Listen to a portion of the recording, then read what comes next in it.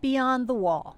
North of the wall is land of the old gods, children of the forest, wildlings, giants, direwolves, and the lands of always winter. Before the long night, this land was all part of the northern lands of Westeros. The first men here were kith and kin to the northern lords and beyond. One thought that I rolled around is that when the wall was built and the others vanquished but not exterminated, a part of the Night's Watch was sent north to root out the last of the others, or guard the heart of winter against a return. The White Walker was never found, so some watchmen returned south, as they felt the job sufficiently accomplished. Others remained to keep guard. The Watch's vow at this time was limited to the Blackgate password. I like the irony of the wildling descent from the Black Crows. The wildling marriage ritual requires the man must steal the woman. This could be an evolution of prima nocta, adding responsibility for the practice and virtually eliminating bastardy. The Watch and their camp followers set up lives and raised children who were not interested in the life of watchmen. Like a cross between pioneers and hippies, their children found freedom and hardened their hearts against rulers to the south. They may not be kneelers, but they did organize behind a non-hereditary king beyond the wall. A king providing a protective force would make them feel safe to make a free life in the frozen north as their numbers grew. Some feel that the others would be the ones to create the wall because of their ice magic. To what end? To keep humans out? Then why is it the others can't cross the barrier but men can? It seems from before the building of the wall, people who would later be called wildlings lived and spread north of the wall in relative peace from the others. So to build the largest structure in Westeros, and maybe of the planet, that is so utterly inefficient is not logical. Maester Childer's Winter Kings, or the legends and lineages of the Starks of Winterfell, contains a part of a ballad alleged to tell of the time Brandon the Builder sought the aid of the children while raising the wall. He was taken to a secret place to meet with them, but could not at first understand their speech, which was described as sounding like the song of stones in a brook, or the wind through the leaves, or the rain upon the water. The manner in which Brandon learned to comprehend the speech of the children is a tale in itself and not worth repeating here, but it seems clear that their speech originated or drew inspiration from the sounds they heard every day. I had a question. What if the first other created by the children wasn't a man, but a woman, a queen bee for this hive mind? She was created with the knowledge of how to raise the dead. As the first, she may have additional powers the other White Walkers lack, or some powers may be tied to her gender. Women are said to be the more verbal of the sexes. She may have had the power to speak the common tongue, the old tongue, and the true tongue, as well as Scroth, the speech of the White Walkers. She may have remained behind in the land of always winter, directing her troops in safety from afar, and because of that, was the only other survivor of the long night. The Night Queen of the lands of always winter. She may be the heart of winter, practicing on wildling babies, learning how to use her power to convert. Calling warging people an abomination may have started with her. A generation or so after the long night, she stirred from her home and traveled south to create her own family or army like herself. She approached the wall that was put up to keep her and her whites away from the lands of men. The wall would have been much smaller then, double the height of a giant maybe. Her beauty was recognized by the 13th Lord Commander of the Watch from the top of the wall, and he fell in love with her. He then calls himself the Night King because he married the Night Queen of the lands of always winter. Did the Night Queen have a womb? Part of the sacrifices they made easily could have been the girl babies who were already arriving to be given to the children of the forest, thus breaking the pact agreement they had.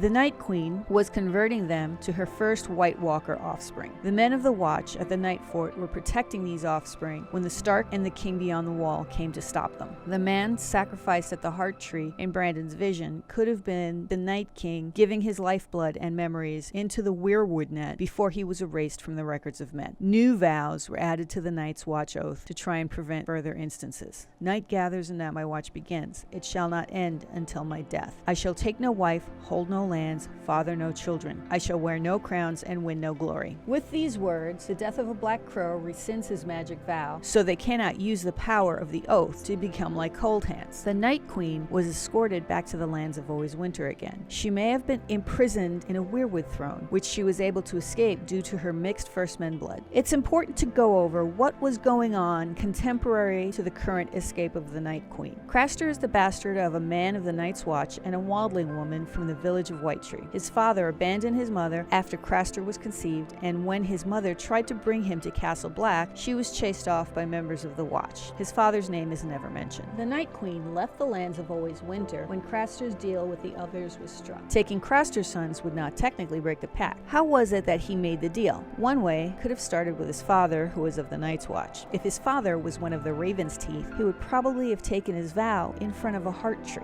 Is Coldhands Craster's father made cold by the Night Queen to abandon his woman? Craster's mother brought the babe to the wall, but we are left to guess why. Maybe she had the blood of the others as a descendant of the 13th Lord Commander and the Night's Queen. Again, does the Night Queen have a womb? If the Night's Queen had the power of speech, she could have verbally made the original deal with Craster or his ancestor. When Craster's wives speak of the White Walkers, it is as Craster's sons. Crows are all liars, Old Nan agreed from the chair where she sat doing her needlework. I know a story about a crow. Brynden Rivers, known as Bloodraven, was born in 175. He was sent to the Wall in 233 and became its Lord Commander in 239 and disappeared in a ranging in 252. We next see him in 300 connected to a weirwood tree in one of the children's caves. He had white hair like most identified woods witches and red eyes, a sign to the children that he had been chosen by the old gods as a green seer. I have been doing some initial Bloodraven Craster math. If Craster was 60 when he died, born in 239 when Bloodraven became Lord Commander, he would have been 13 when Bloodraven disappeared beyond the wall in 252, old enough in this universe to be fathering children to donate to the others. If, however, Craster is 51 when he dies in 299, a year that sees the coming of the Red Comet, born in 248, another comet year, then Bloodraven was at the wall when he was born of a man of the Night's Watch and a wildling girl. Craster would have been 4 when Bloodraven went missing. The next comet year after 248 is 265, which would have made Craster 17 the cycle of the comet, and Craster's child from that year would be 35 in the year 300. 259 was the year of Summerhall's destruction and Rhaegar's birth. Craster's Keep is located in the Haunted Forest, where he lives with his 19 wives, and he has other daughters too young to wed. Any sons he has are sacrificed to the cold gods. If this is not a coincidence, going with Craster's birth when Bloodraven became Lord Commander, then, when he disappeared, Craster could have been already donating to the others. Then the children would need Bloodraven, rumored to be a powerful ward and a green seer, to hook himself into the weirwood net to become a three-eyed raven. He was put there to manipulate timelines and bloodlines to create the circumstances for the defeat of the others down the line and recreate the prince that was promised, the last hero. If Rhaegar and Lyanna had never married,